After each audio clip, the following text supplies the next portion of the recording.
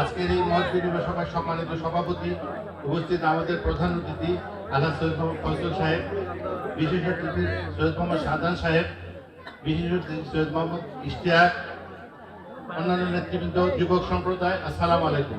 অনেকক্ষণ আমরা আমাদের সাবেক মেয়রের কথা শুনলাম।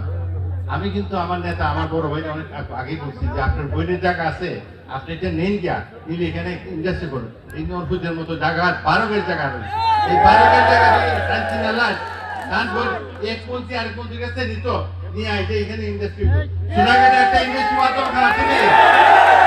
আপনার বোনের জায়গা আপনি ইন্ডাস্ট্রি করো, আমার মনে হয় আপনার বোন আপত্তি দিত না। আপনারা তিনজন এই উপদেষ্টা যে দিত না তার জায়গা তার বাইরে লেখা এখানে ইন্ডাস্ট্রি হইতো নেই। আমরা একটা তালি দিব 1000 ছেলেরে তাই বৃত্তি দিবা যে এটার জন্য আমরা ধন্যবাদ জানাই। সারা জীবন আমরা আপনার কাছে কৃতজ্ঞ থাকবো যে আমার সোনাগড়ের 1000 ছেলে বৃত্তি পাবে, মেধাবী যারা।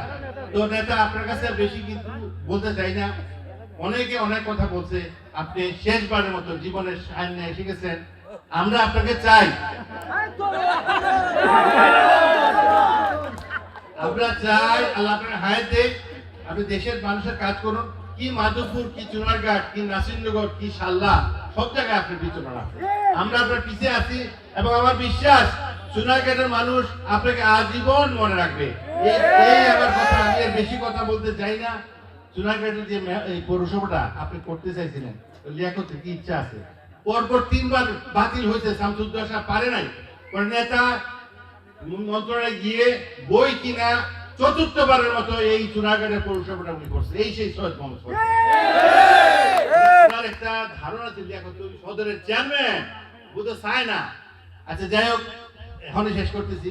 আমি আর বেশি কথা না, কিছু ইন্ডাস্ট্রি হইতো চুনারঘাটে, শিক্ষা বৃদ্ধি পাইতো বাচ্চারা। উনিও উনার জীবনের শেষ নির্বাচন মনে করে একটা ইলেকশন করতে দেখাই দিব চুনারঘাটের মানুষ